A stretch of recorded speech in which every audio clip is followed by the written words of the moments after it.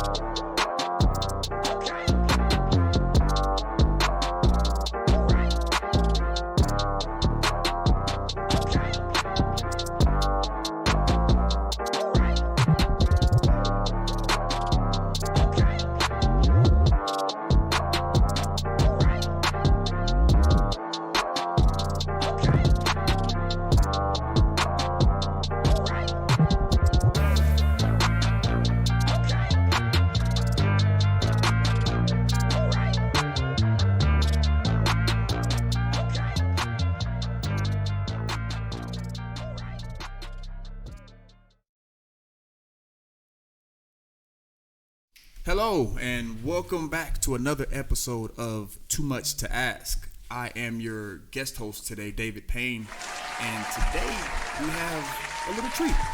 Sitting next to me, some of you may have known him as a Gigantor. Yeah. Some of you may I own that name. Some of you may have known him as the good guy. Yeah. Some may have even known him as the specialist. Yeah, that's old school. Yeah, right. And I think a fan favorite was Chocolate Thunder. Oh yeah, Chocolate Thunder. Yeah, you're like, there you go. Yeah, there you go. Everybody love that. Yeah. But to us around here, we just know him as Gil. So welcome our special guest, Gilbert Smith, to the show. Yeah. Well, thank you for having me. I just want to make one thing known. Like, I didn't ask for you to be the host. Uh-huh. You know, I was hoping it was going to be Jason. Okay. Jason he does a really great job. I don't know why they picked you. But I guess we're gonna do it anyways. I think I was picked for a specific reason. Okay, all right, You know what I mean? all right. I see the concern on your face already. Nah, I'm not concerned. I was like, damn. So we just gonna downgrade like that? Well, first, okay, we'll just start off with from what I know of the fight industry, right, is your name is supposed to be given to you. Right. You're not supposed to select your own name; it's supposed to be given to you. So you've had a multitude of different names, right? As right. we've mentioned right. before. Who, if anybody, gave you those names, and where did they come from? I mean, that's a good question. The first one, Gigantor, came. Yeah, that actually came from Bumpy Johnson. What is his last name? I can't remember. Bumpy. Shout out to Bumpy. Yeah. He actually, my first amateur fight, he asked me, "What's my name? What's my fight name?" I was like, I don't know. You know, I don't really have one. And then, you know, in the middle, like right before I fought, he's like, Gilbert Gigantor. And I looked out my corner. I was like, where the fuck did that come from? So he did that on his own. Right. He came up with that. Okay. The rest of other names, those names was kind of earned in the background. You know what I'm saying? I can't really talk about that because this is still a family show. Okay, so let's talk about the one then. The good guy? The good guy. The good guy was earned. How was that earned? Yeah, so I was having dinner with an ex-girlfriend, and she was going over my names, and she didn't like them. And I was like, what are you talking about? She was like, well, they all seem like stripper names. It seemed very sexualized. I said, whoa, calm down. I'm the good guy. Like you can't get mad at the good guy. Yeah. And then I was like, you know what? I'm going with the good guy. That's smooth. Smooth. Yeah. Okay, the specialist? Yeah, the specialist because I was submitting everybody. Oh, okay. So specialist being Brazilian. Yeah. I was everybody I fought and I was winning submission. So even nice. and not even like in just MMA fights, but also like jiu-jitsu tournaments. Like I was like, if I won a match, it's because I submitted them. Oh, okay. Like I try not to leave it in the judges or points, whatever. I'm looking to finish the fight. So you specialize. Yeah. So, all right. Now, who is responsible for Chocolate Thunder? Yeah, man. You know, like I said, I can't really say. I mean, I could say, but I don't want to say. No, we here say it. Yeah, well, say it. It was Come on now. It was a friend. You know what I'm saying? We wasn't engaged in certain activities, and you know, and she was like, you know, she liked that Chocolate Thunder. You know what I mean? I think we get it. You get it? You get All it? right, Get so it? Got it good. I'm guessing that one would be your favorite. If I'm wrong, which one? Nah, I actually really love Power Stroke. Power Stroke. I forgot about that one. Right. Power Stroke. And the reason why I love it because it sounds super weird, but I got that from I saw a truck, and I think it's like the F350 or something, and it has like a Power Stroke engine, and it's like a label on it. And I was like, I'm gonna go by Power Stroke, and I just love because when people say it is a weird, crazy name, but I love the fact that when I won the belt for the RFA, the announcer had to say Power Stroke on live TV, and that just makes me giggle. It makes you giggle. So did you giggle as yeah, the announcer? he was like, because I won that fight, right? Yeah, and it was like Gilbert Power Stroke Smith. It's funny. I was waiting for that moment, so I was like, a little stroke of the ego. Yeah. That's what's up. Well, speaking of that, you mentioned winning the RFA belt. In the MMA world, you've made it to a level that a lot of local guys would aspire to make it to. Mm-hmm. I'm speaking of Tough. Yeah. The Ultimate Fighter. Mm-hmm. Right? But I want to go back before that to your fight right before you got to that point. And I want you to speak to the anxiety or nerves, if you will, of going from a lower level promotion, with the nerves that coincide with that, all the way to straight to the big lights of the Mandalay Bay. Right. And you and I talked about that. See, so the problem is, like, I could talk about it now, but at the moment, I didn't realize the effect that it was going to have. Right. You know what I'm saying? I just thought a fight is a fight. Right. If I'm fighting locally in Colorado Springs or if I'm fighting in Las Vegas, Mandalay Bay. And at the time, it didn't really make a difference to me, but it did have a subconscious effect on me. Because I fought a Bobby Lashley show against a guy named TJ Nunley, who at the time, a local show who at the time had he didn't have a great record, and it was a win that I wanted, because honestly, I was just trying to build my record. Right. You know what I'm saying? And people was turning me down, so I was like, I'll fight anybody. And with this guy that his skill set really wasn't there, so I was like, it's gonna be an easy win. Right. So I've no offense to TJ, I don't know if you're ever gonna see this, but I was fighting not a very good guy and a local small promotion to fighting a high level guy and the biggest promotion. And at the time, I was like, I could just do it. I could easily make that transition. And I think that's how people watching on TV just see it. They just you were introduced to them on that stage, so they just assume that it's supposed to be easy work for you. That's your job. Exactly. And looking back at it, hindsight, it was a big jump that I think mentally and emotionally I was not ready for. Okay. And that's why I believe I didn't do as well as I could have. And no offense, once again, to my coaches, because they did the best that they could do. But I didn't even have the coaching staff to get me ready. I had really good friends. I had people that were specialized in certain things like boxing or jiu-jitsu, but none of them actually fought MMA or even fought at a high level. Or to put it all together. Yeah, to put it all together helped me. So essentially I was almost coaching myself because I had to put it together myself. And then I was fighting a guy that had a huge record in the biggest promotion. It was a big jump. And as you saw, I wasn't as successful as I wanted to be. And we're talking about the Bubba McDaniels. Yeah, the Bubba McDaniels fight. Right. So feeling unprepared going into that. But that's the thing. I didn't. You didn't feel. You know what I'm saying? Like after the loss, I look back and I'm like, what happened? Like, cause you go in there with so much ego. Like I'm gonna go smash. Like you have to be. I always tell fighters you have to be semi-delusional going into the fight. You can't go into a fight thinking you're gonna lose or this guy's better than you. Then you're gonna lose. If you think it's gonna happen. So I went into it thinking I was prepared, thinking I had everything I needed. I trained my ass off, and everything was great. And then I lost, and then I looked back and I was like, where was I lacking? And then you could just kind of pinpoint. You could see my movement. You could see how my conditioning was. You could see how I was thinking, and you could just look at it and like I was not ready.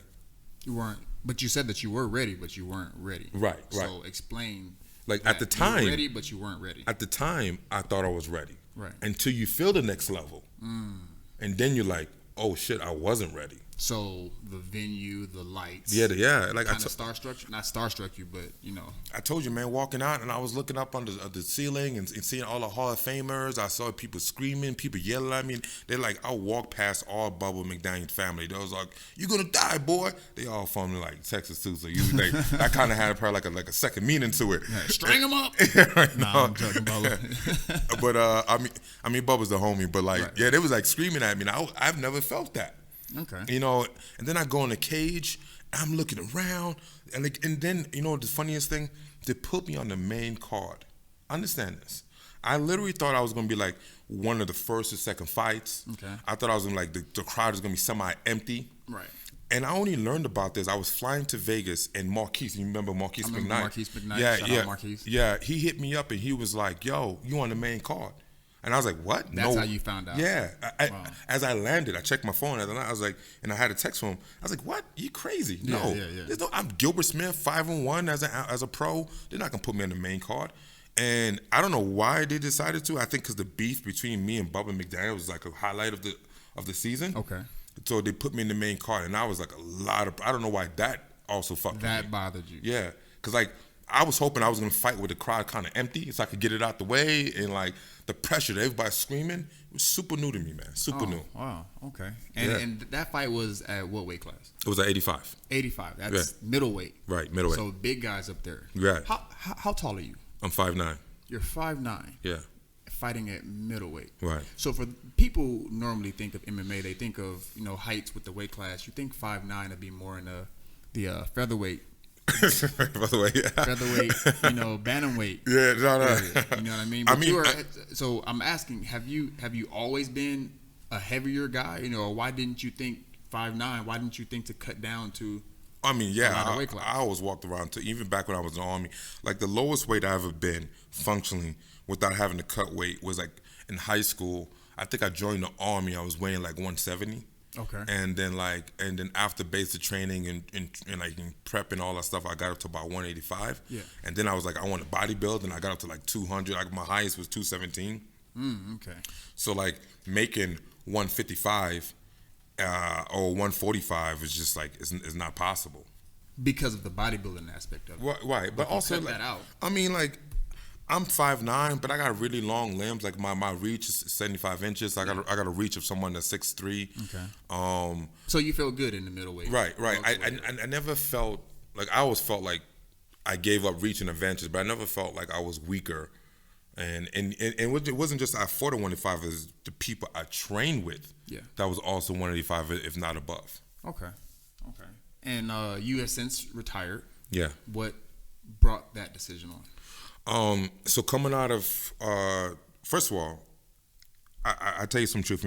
So I got signed to Bellator 2016, and I wasn't happy that I did not get re-signed to the RFA. I felt like I got slighted from them. I mean to the UFC. I felt like I did everything I needed to do to get re-signed back to the UFC, and they just did not want to sign me. I was coming off 2 big wins, winning the RFA belt and defending it. In the first round, I won it by armbar. Second round, I won because I broke the guy's jaw. I was like, yo, everybody that wins this belt get signed. Yeah. I didn't get signed. So they sent me to Bellator. And I remember thinking, like, and this is my ignorance, right? I was like, man, I don't want to be here. I wasn't happy. I was like, I signed to Bellator because they put some money on the table. And I was like, okay, I'm going to take the money, but I really don't want to be here. And you could tell just by my demeanor, like, I didn't like appreciate it. So then I'm losing 2 fights in a row. So then I get cut. At that time, I was like, 36. I was like, what the fuck I'm gonna do? Like, the UFC don't want to sign me. Right. Even when I was winning, they didn't want to sign me. I just lost 2 fights in Bellator. They ain't gonna sign me. Right. So like at that point, I was like, I always say that I want to fight to be the best, to get somewhere. I don't want to fight just to be fighting just because I need the money, or I just want the fame, or I just can't let it go. So I was like, well, I'm going to focus on something I think is going to be more productive, which is taking my experience, the good, bad, and ugly, and passing it on to the next generation. Okay. And that was the reasoning behind your retirement. Yes, yeah. But we've heard it through the grapevine that you may be thinking about strapping up again. I would love to, man. I don't know if it's going to happen, man. I've been contacting the LFA because that's like the only organization I kind of would fight for. Okay. Especially because they come in here to Colorado. I won their belt. I retired with them. They have a great promotion. They have great production. And I hit him up, and Savin Bean, he said he's gonna look into it. I haven't heard anything, but I feel like this is the only time I can fight because my current girlfriend is pregnant, and I feel like once the baby comes, like I gotta focus on that. And I'm gonna be 41 this year, so the baby comes, I'm gonna be 41. I spend another year or two focusing on that and trying to run this business, this gym. But now I'll be 42, 43, hitting 44. There's no way I'm coming back at that point. Right, so you feel like it's more of a now or never type deal. Right. Okay. Well, we'll be right back. After these commercial breaks and a special sponsor from Alpha Black Label.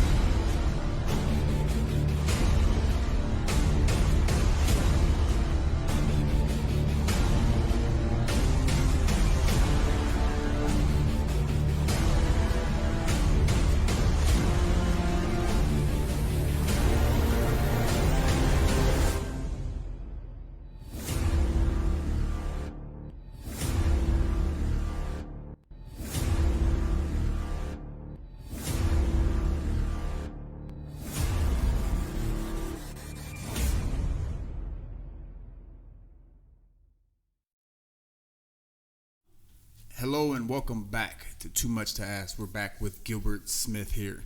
And I want to get into your backstory. Let's get into the origins of Gilbert Smith. Where is Gilbert from? All right, well, I was born in Jersey City, New Jersey. I lived in Jersey City. I lived in New York with my father. I even lived in some time in Maryland, you know what I'm saying, in PG County. And then I just went back and forth because my mother and my father was never together, right? So, like, my mother tried raising me, and I was too much for her, so she sent me to my father. Then me and my father would get into some beef. Then he sent me back to my mother, and then me and my mother would, like, get into it. She kicked me out, literally kicked me out, sent me back to my father. And my father, he kind of moved back and forth between Jersey and New York. So, like, those two places, like Lower East Side Manhattan and Jersey City, has, like, been my home. And so you were more of a problem child then? Man, I was a motherfucker. You know what I mean? Wow, okay. Do you attribute that to the area that you grew up in, or was it just you?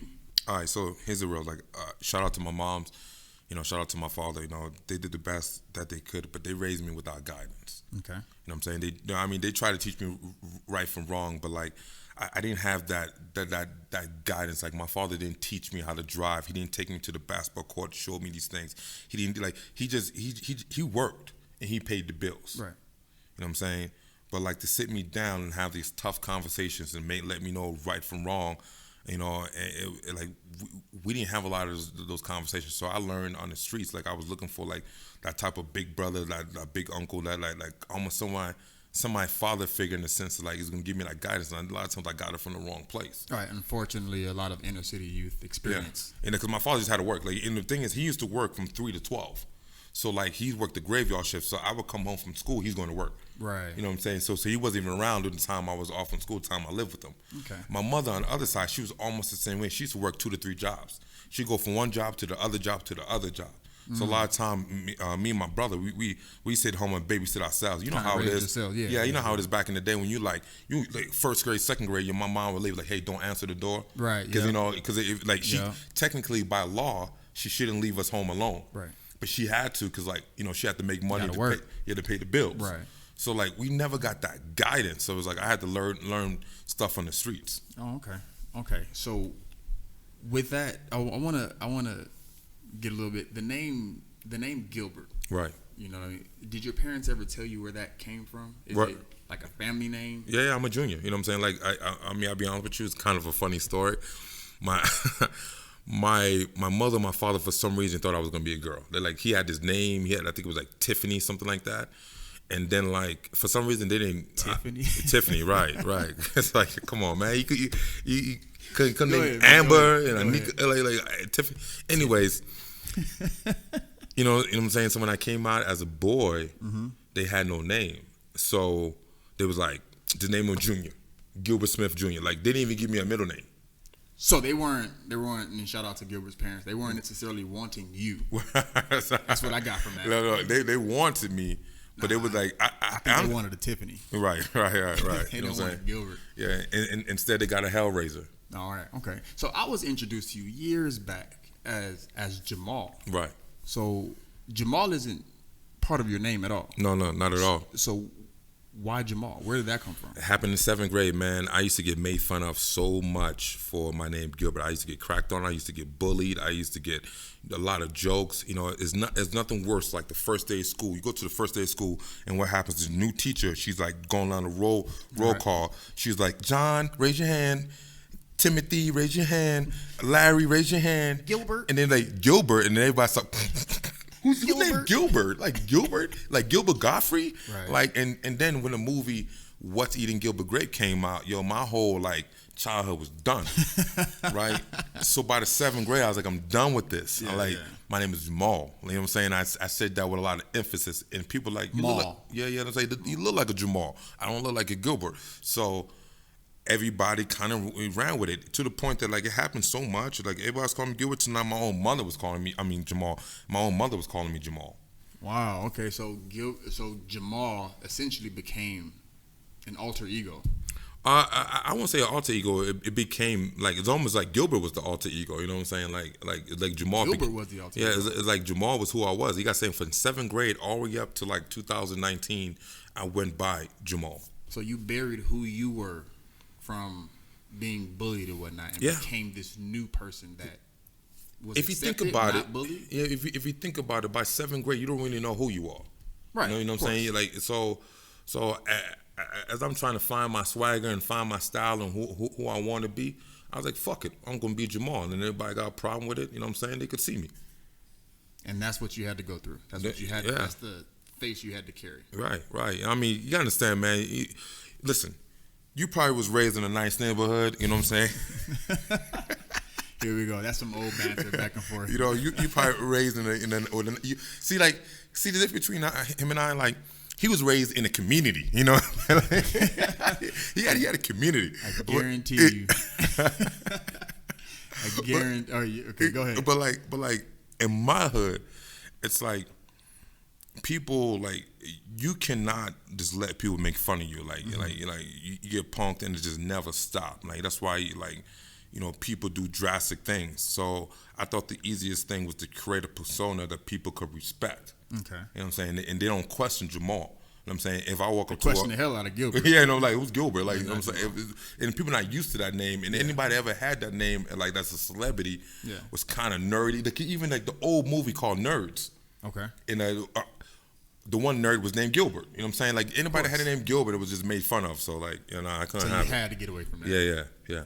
Okay, I get that. And so now, growing up, before MMA was a thing, MMA didn't become a thing till mid '90s. No, I mean, shit didn't really come a thing to like Ultimate Fighter, which was 2005. Okay, so throughout the '90s, without MMA, what was Gilbert aspiring to be? What would Gilbert be if not for mixed martial arts? Man, back in the day, I wanted to be a rapper. You heard? You know what I'm saying? You want to be a rapper? Yeah, man. I had like back in the day, I had skills, man. It was like, all right, spit a little something for us. Let us hear us a little something. You want me to spit something? A little something. Yo, here we go. Yo, they call me Genesis the Dawn, spitting rhyme particles of lyrical ions, lacing gauze and nylon, hotter than neon to keep you off of enemy sidelines. If you see mines, just pass it, cause I'm quick to react like gutter boy tripping off of acid. I stampede on your ass like Jurassic. That's what you get for being a player-hating bastard. Yeah, that's the old. I wrote that back in high school. I still remember it. Genesis the Dawn. Yeah. That's what you used to call me, Genesis the Dawn. I think mixed martial arts was a better. I think probably. you went down the right path. Yeah, right. You're probably right about that. Right. Yeah. So after that, you said your childhood area was a little rough. You ended up joining the military. Yeah. Correct. What prompted that decision? I wasn't going nowhere, man. I'm gonna tell you some things. Like one of these days, I'm gonna post my high school transcript. My high school transcript, like my sophomore year, had straight Fs. Straight Fs. I did not go to school. I was failing. For me to even graduate high school for my senior year, I had to. My mom, she'd tell you, I had to go to Saturday morning school, Saturday school, early morning school, night school. I had to do so much to make up credit because I failed my sophomore year. Just to graduate. Yeah, just to graduate. And I remember thinking when I was going to graduate, I was like, what the hell am I going to do? Go back to the block? Like, I mean, I had nothing going on. So I was like, boom, I'm joining the Army. Joining the Army. Okay. And so, because where I'm from, like you said, the military was the last thing any cool kid wanted to do. You know what I mean? If you joined the military, it's because you was a square, you was bum. Yeah. Well, I mean, we flipped it because I was like, yeah, I'm joining the Army. I'm like, I'm going to be doing some ninja stuff. You know what I'm saying? I'm going to go out there. I'm going to learn how to shoot. You know, like, it was a little different back then because nobody knew anything about the Army besides movies. Did you do any of the ninja stuff? Nah, I was a computer nerd. I was smart. So you joined being hard. I'm going to be a ninja. Yeah. Until somebody schooled me and told me not to do it. Oh, okay. Bet. So, with that being said, we'll be right back after a short, quick promotional video from Victory Mixed Martial Arts.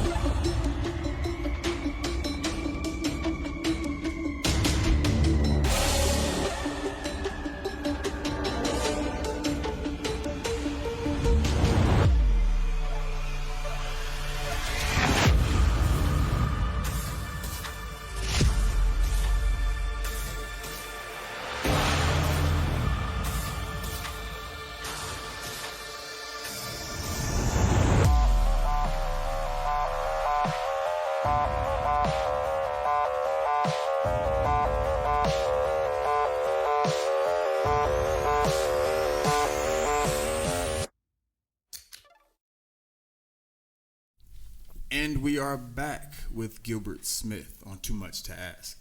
Now, from my understanding, you were married pretty young. Yeah. I met my ex-wife when I was 19, and we got married. I think right after. No, it was right before I turned 21. Yeah. Right before you. Okay. Yeah. So, and then you said your ex-wife. Ex-wife. Yeah. So obviously that didn't work out. How many children do you have? Biologically I have one, but she had 2 kids prior that I took under my wing. So I said I have 3 kids. I was my 2 oldest daughters. Like I've been in their life since it was 3 and 2. So I'm daddy. Okay. So very young, 19, 20. You said. Yeah. You jumped into the role of fatherhood. Yeah, man, it was crazy.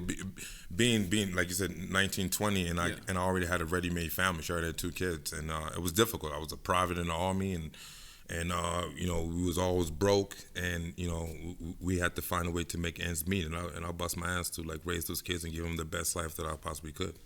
Right. And from what I know, you did an outstanding job. I see them kids today, and they've all turned out to be great kids. So I appreciate that. From one father to another. I mean, you're doing the same thing with your daughters. You got 3.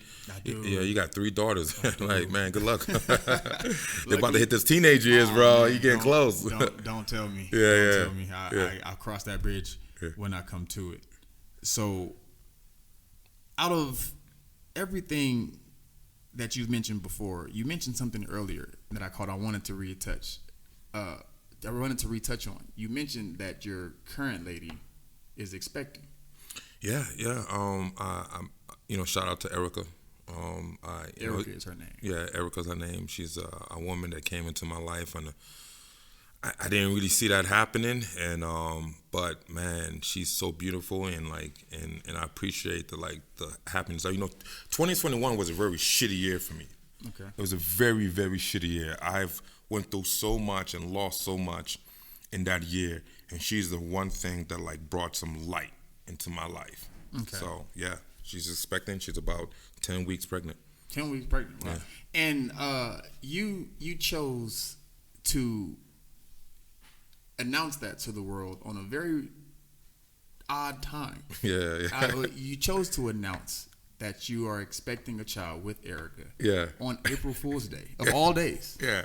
Why? Yeah, why of all days April Fool's Day? Because I'm an idiot. You know what I'm saying? I love jokes, man. I wanted to April Fool the April Fool's Day, because I knew nobody was gonna believe me, but it was actually true. Right. So to have people going back and forth like, wait, are you serious? Nah, you can't be. Wait, nah, Right, he's I joking. thought you were joking. Yeah. I thought you were completely joking. I don't know why that shit had me dying. Everybody didn't believe me. I saw everybody like, "Oh, congratulations!" I'm like, "You guys are stupid." Yeah. And turns out I was the one that was stupid. Yeah. You were serious on Yeah. April Fool's Day. I don't know why. I figured if I was gonna pick a day, I was gonna pick that day, and I'm gonna have a little fun with it. You know me, like my social media, I like to have fun with it. Okay. So describe Erica to the viewers who are unaware of Erica. Yeah, Erica is a educated woman. You know, she's a nurse practitioner. She was actually in the Army. She was a nurse in the Army. She got out as a captain. She actually don't have any kids. Her first child. Yeah, it's her first child. You mentioned you being 41. Yeah, 40. How old is She, right. Right. Let me go ahead. So, but continue. Got out as a captain. She's of age. I mean, she's not too much younger than me. So we both are having kids. Later on in life. Okay. She is Caucasian. She is of the white European descent. How long you gonna tap dance around that? She's literally the first. It's funny because and she knows this. She's literally the first white woman that I've officially dated. Oh, okay. I mean, I've had relations with people outside of my race, but she's the first one that I've actually take it serious. Yeah, took it serious and formalized a real relationship. And the cool thing about it is the culture is different, and I'm learning a lot about her culture and her family, how she was raised, and she's learning a lot about my culture and how I was raised, and I think it's a really good blend. Okay, well, how some people would say. I mean, some people are super pro-black, right, and whatnot, and I'm super pro-black. You're super pro-black. Yes. We've seen some of your Facebook posts. Right. How would you address those who would say to you that a white woman, cannot completely relate to the plights and struggles of a black man? Yeah, I agree with them. Me and her have had discussions, and she will openly admit that she don't see racism because she has never had to face it. Right. And so you being a black man, I'm pretty sure you've experienced your share of either name calling or racism to some degree, to where I go back to the movie Boys in the Hood, right? Yeah. Where Cuba Gooding Jr. comes in the house after being... Sometimes they don't know or don't show or don't care. Yeah. Right. But, when Cuba goes into the house after being pulled over by the police officers and he's swinging at the air. Yeah.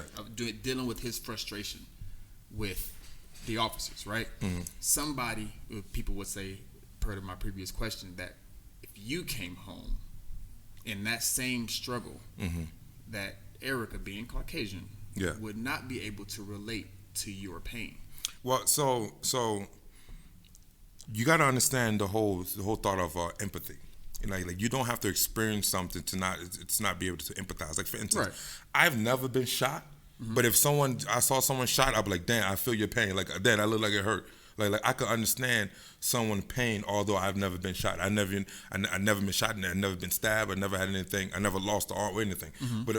But I could understand that type of pain and struggle if you go through a circumstance like that. Okay. So although Erica may not have faced being discriminated against because she's not black, it doesn't mean she don't understand, or she's not even willing to understand.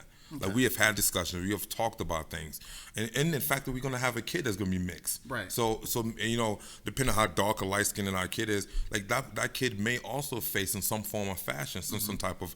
I mean, just the fact that her and I will walk into a room, because we go to a lot of different places all over, and a lot of times we are the only mixed couple. I'm literally the only black guy. I've had that happen a lot. Do you feel awkward in those moments? Sometimes I do. But I don't know if it's just in my head or if it's just the vibe.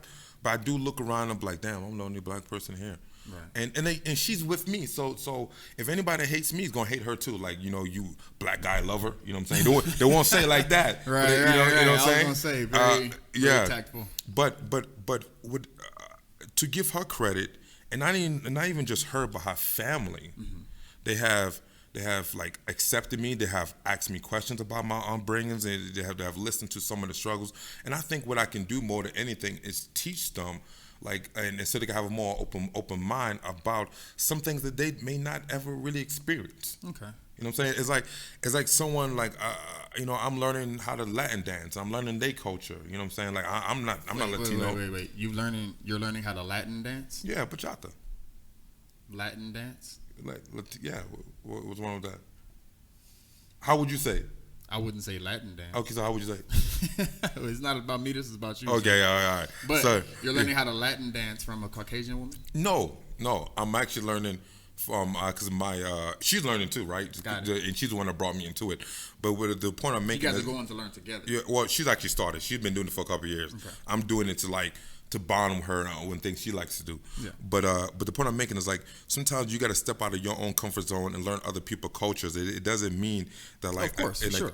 I can't respect the struggle, the beauty, the good, bad, the ugly.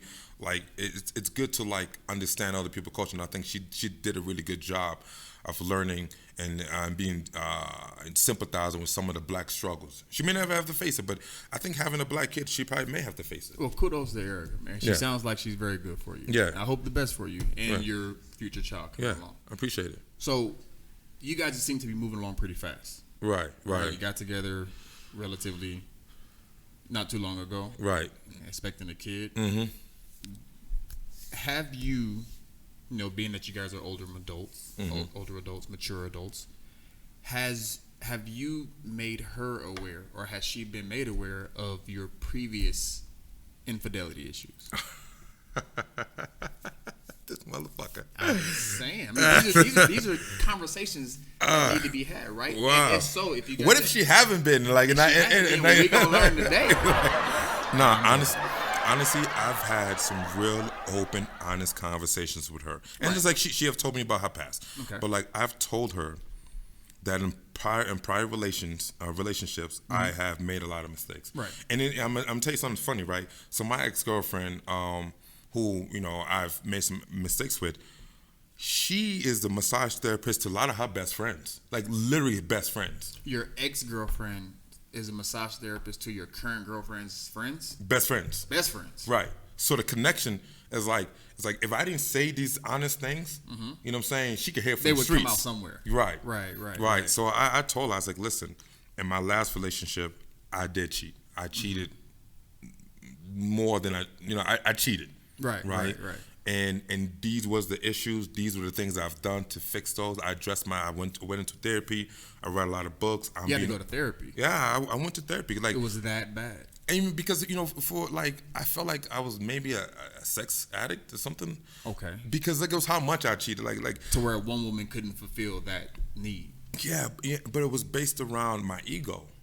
And how I validated myself. Because I was no longer fighting, so I was no longer Gilbert the fighter, right? So I was like, I validated. So you needed to be validated somewhere, right? And I didn't know it at the time. Like these are things that you're going through, actions, and you look back like, why did I do that? Right. A lot of times that I did cheat, and once again I told Erica all this.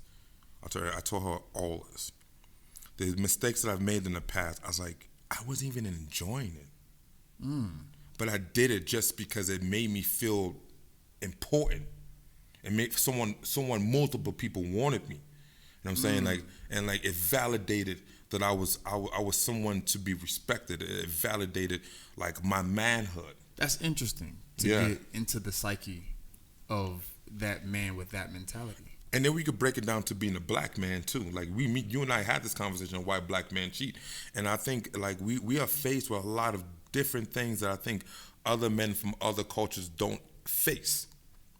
And I break that down real quick. One, I think black men are the most overly sexualized people out there. And like we always look, he's very physical, he's super athletic, the myth, right? And all those things, like you see women that would say, I only date black men. Or I love me a black man. White, Asian, Latino, of course, black. And you think those women say that purely from a sexual perspective? Right, because we bring. I mean, I'm not saying other than black don't have some of the same qualities, but these are the things that have been put on to black men that we are over sexualized. Sometimes they look at us like we're just sexual beings. That's it. You know what I'm saying? So that's one. Two, as being raised in a household that didn't have a marriage or a relationship to learn how to deal with temptation. Like my father never sat me down and taught me how to deal with temptation, how to be in a relationship. Right, but at some point, you know what I mean, you grow up to where you know what's right and what's wrong. No, you don't, because because you understand what I did learn was I learned from the homies in the corner, from the OGs in the corner, and they teach you one thing, teach you two things: fuck bitches, get money. Right. You know what I'm saying? And right. You raised our whole life. You hear it in the music, watching the videos. That's what's ingrained in your head. Right, but at some point, you get to the point where maybe I wasn't taught right. So maybe they were wrong. So now, being a black man, we over sexualized, and then we are not raised. And also, being raised in the hood, you are introduced to a lot of things early. Right. You're introduced to violence. Mm-hmm. You are introduced to poverty, and you are introduced to sex very early. Like I started having sex when I was 13. Okay. Like it was just a normal part of the thing. Like it was something like sex to me is not a big thing. It's like a handshake between me and a female. So. Well, okay, so let's be clear here. So infidelity is a choice. Right, 100%. Right? It is a choice. 100%. And it's a choice that you chose. Right. But I've sat here and I've heard you essentially blame it on you not having a choice. You blamed it on environmental. Mm-hmm. You blamed it on the lack of structure in the home. Mm-hmm. But ultimately, you made that choice. Right. And I had to deal with those consequences, right? Mm-hmm. So the problem is that I didn't realize the consequences of my actions. I tell you something that happened. For real. There's nothing that changed me besides my whole therapy and reading books. Mm-hmm. So you know about this. So my ex-girlfriend, and I'm not gonna name no names, but I'm going to be real with this. Mm-hmm. Like she broke up with me because I cheated on her. Right. And then she ended up sleeping with one of my students. Right. During the time we was broken up. Right. Right. So she didn't cheat. She could do whatever she wanted to do. But like, damn, she smashed the homie. Right. Right. And that devastated me. Like I ain't never really been cheated on. Did it devastate you because of him being the homie, or did it devastate you that she went somewhere else? It was because he was the homie. Because she told me that she was with someone else. Yeah. Because we kind of got back together for a little bit. Didn't bother you? Yeah, it didn't bother me. She was like, actually, I thought it was like pretty funny because she hit me up one night. She's like, hey, can we be, fuck buddies? And I was like, what's up? She's like, well, I'm tired of having bad sex. I said, I know what happened. You went with someone, you got some bad dick. He wasn't me. Yeah. And now you coming back home to daddy. You know what I mean? And it was cool, whatever. You know what I'm saying? She could live her life. But then when I found out who it was. This motherfucker. And you know what I'm saying? You know how that whole drama came about and everything was really, really ugly. But to her credit, she was single. She could sleep with whoever she wanted to sleep with. And I did cheat on her multiple times. So she could do whatever she wanted to do. But I was hurt. Do you think she chose him because of his relationship to you? To hurt you specifically? You know what? She would say no. She's like, she just connected with him and like it happened organically. Yeah. I think that it was kind of like a little stab back at me. I think it's a little bit of both. I don't know. But the fact is, like, I felt that pain and I said to myself, I never want another person to feel the pain that I felt. Because I've never been cheated on. That pain was that deep. Bro, you see me. You see me devastated. I couldn't sleep. I was so hurt. Like I you know what I'm saying? Like I've done some things that I've had some consequences because of that pain. Yeah. So I understand the consequences and the repercussions of infidelity on both ends. Being the one that's cheating and being cheated on. But that wasn't her cheating. Technically it wasn't, you're right. But it felt like it. and because it was a little bit of a 2 to 3 month break. I know you ain't with me, but how dare you? Yeah, right. Like how dare you go out there? You got the whole Colorado Springs. Why my homie? Right, I mean, he wasn't my homie, but he was like one of my students. Yeah. You know what I'm saying? So like it hurt, man. Like and I learned a lesson. She taught me a lesson. Like I think it's one of those things she could look back on. I'm like, you deserve that, and maybe I did. All right, we'll move on past that. I want to get to, you mentioned it before, your ego. Yeah. Right? Now, you're pretty brash. Right. Would you say, your personality is pretty in your face? Yeah. You know what I'm saying? Do you think you've made more friends or more enemies with that approach? I mean, I think I made more friends because I do have some enemies. I don't know if I call them enemies, but obviously some people that don't think very highly of me. But like, I think most people understand my honesty. I'm a direct person. Like you gonna know where you stand, and I'm also gonna say, like, I don't shake hands of people that try to fuck me over. Like, if you fuck me over, it's fuck you today, it's fuck you tomorrow, it's fuck you forever. Okay. And like, and I think if more people understand the consequence of the actions and not thinking they could just get away with things, and everybody be all hunky-dory with you backstabbing people, I think we have a more real community. So you don't necessarily believe in being the bigger man? No, I mean, being the bigger man. The other cheek. No, I can be the bigger man. In other words, I'm not gonna fuck you up. Cause there's some people that you call the name out, and I have some really harsh feelings for them. And if I saw them, and if they said 2 words to me in the wrong way, it's gonna be a problem. But I do see them, and I'm like, you stay over there, I stay over here. You do your thing, I do my thing. We don't need to cross paths, and that's it. Okay. Yeah. So, I asked that because I want to get into a couple of beefs. Yeah, sure. Gilbert Smith has, but we'll do that after this commercial break and a sponsorship by Colorado Combat Club.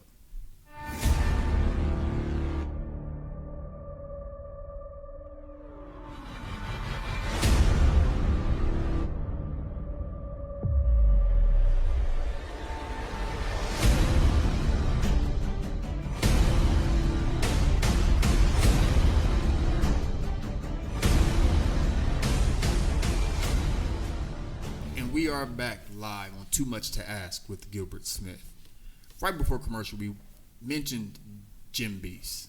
Right? Yeah. You have a couple of beefs with a couple of gyms here locally in Colorado. One, the local gym out here. What is the beef between you and C's MMA? C's. Honestly, man, I'm gonna keep it pretty simple. To me, they I almost said some shit. Say what you gotta say, man. It's not too much time. Yeah, right. I'm gonna try to be professional. Honestly, there's no beef. Like I don't know anything about them.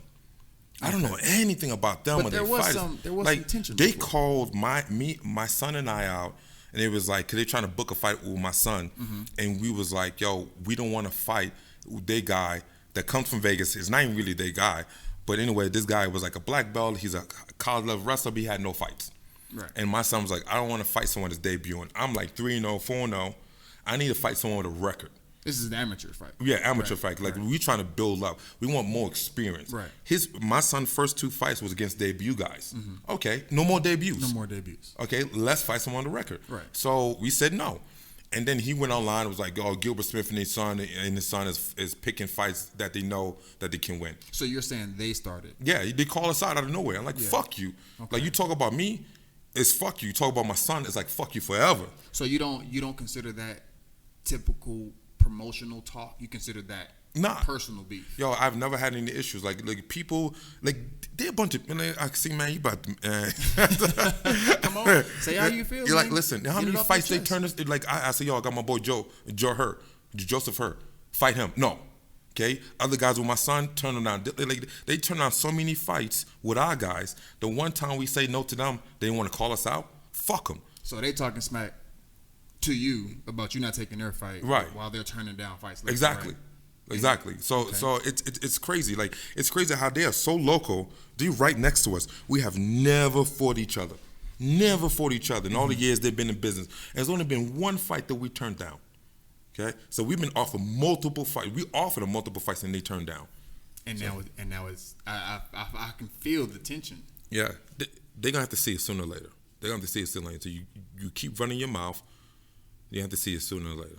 Okay, and I want to talk about another event that I was at specifically. You had an altercation. You had 3 guys fight on a card, right? And all 3 won, right, I believe. And you were entering the cage after the fight for one of the fights, and you made a gesture to one of their corners. I'm talking about a family affair. Oh, man, dang, you're taking it. I was like, well, who are you talking about? Right. We actually had 4 guys win that night. 4 guys. Excuse me. Man, this dude, man, he talks crap. Like, it doesn't matter if my guy win or lose. We will walk up to the other opponent, shake their hand, and say thank you for taking the fight. But that didn't happen that night. No, he got in because he felt like his guy won, and he was talking trash. Oh, these suck. The judges this. I'm like, yo, can you respect the fighters? Like, the fighters have nothing to do with how the judges swing. Right. You know what I'm saying? Like, yo, just chill. And they did it like early on to like the earlier fights because we fought him a couple times that night. Okay. By the time the end of the night, I was like, yo, I'm done with this guy talking. You know what I'm saying? Like, yo, because he was upset with the way the judging was going. Right. Like, yo, if your guy is good, he'll beat us. If he's not, then he'll lose. And, you know, it is what it is. You know what I'm saying? Like, yo, take that angle, bring it back to the gym and make him better. But don't sit there and disrespect my fighter. So then what happened after that last fight where it kind of came to a head and it spilled over into the my guy won. I turned him. I gave him the double bird. But you know what I'm saying? Like to me, I only have so much patience. Okay. Like I try to be professional. I try to be all the bigger guy. But so by the time that last fight came up, you were over it. I'm done. Like, fuck you. Yeah. Okay. And then since then, have you guys been able to speak offline about it, or you just? Nah, you know, honestly, since then, like we really don't cross paths, honestly. Like they don't really take fights with us anymore, and we just kind of like move on with our lives. Like, I'm not saying to hold grudges. I'm not saying to berate and look for people and to fight. Like, it's over. I don't care. Okay. Bigger fish to fry. And that's it. That's you. I don't hate anybody. I mean, you know, like listen, you don't like me, I don't like you. Let's move on. You do your thing, I do my thing. We've been in the same corner. He's like sitting over there, I'm sitting over here. We doing our thing. We don't need to talk. Yeah. I'm not gonna cause drama in your life. Don't cause drama in my life, and we can just be adults. Okay. Okay. So, what is something that you would like people to know about you that they may not get from social media or they may not get from this podcast? What's something that you would like people to know about you? I'm a complicated man. You know what I'm saying? Like, I would like people to know that you're a complicated man? Yeah, you know, people like to put, like, they put you in a box, right? They like to say, oh, Gilbert is, oh, he's cocky, he's like always promoting himself, he's always walking around without a shirt, he wears these tight pants to show off this, show off that. Right. And they don't understand, like, you know, I mean, I just do that because I feel comfortable, but like, I have my insecurities. You know what I'm saying? I've been hurt. I could cry. Like I'm a complicated man. I'm complicated in, like, as a person, as a fighter, as a coach, as a boyfriend, as a father. You know what I'm saying?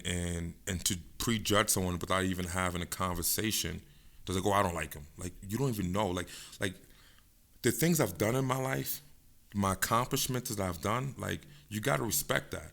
And at the end of the day, I'm always here to help anyone. Mm-hmm. And people don't judge you on that. They don't judge how many hours I give to people that are not paying me, like you know, off hours trying to help them live out their dreams. They judge you because you see an Instagram picture with your shirt off. Right. I mean, let's be frank. You do have a lot of those. Listen, man. I look at it like a Ferrari. You buy a Ferrari, you work your ass off. Mm-hmm. You went to school, got a great job. You did everything you needed to do to afford that Ferrari, that car that you want. Right. But every time you drive around the block, people talk about you. Oh, he must be overcompensating for something. You're like, no. No, I think if you drive around the block every damn day. I mean, it's your Ferrari. You can do that. Yeah, but nobody buys a Ferrari and then puts 100,000 miles on it. Well, listen, if that's what you want to do. So now, because people look at you a certain way, you got to park your Ferrari in your garage. It's like, no, I want to drive that thing. I get that. Okay, so like, this is me. Like, I work my ass off to have a decent body. I don't have the best body. I got some love handles. I mean, I would say decent body from, like, the waist up. Right. Right, you think. I mean, no. And not talking about that. We're just talking about legs. We all know that, I mean, I don't know what the camera's able to see. I'm pretty sure it's not able to see how tiny your hamstrings and. Okay, that's a lie. I got big thighs. I got small calves. You skipped leg day since high school. Here you go. Listen, see what I mean? And like, you got big calves. There's on episode 1, our boy Dylan Killer King. Mm-hmm. If you saw that, you couldn't see him, but Dylan is my size. We're both 5'9". Yeah. 145, 50 pounds. Mm-hmm. Gilbert is 5'9". 200, yeah, 210 pounds. Yeah, both of our calves are bigger than yours. That's a lot. Me and Dylan measure our calves, and his was bigger. No, mine was bigger. We measure. If we ever get to We could, after this done, we could measure our calves and go live and do the video. We measure our calves.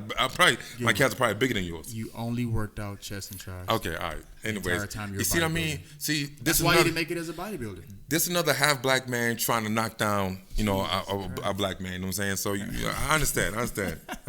It's easier light skin coming out. Okay. Well, in all seriousness, getting back to it, what, if you were able to discuss, is something in your life that you would take back? What's something that Gilbert Smith regrets? If you're able to discuss, if not, next time, but I would really like you to give the viewers something personal about you that you regret, that you would change if you could.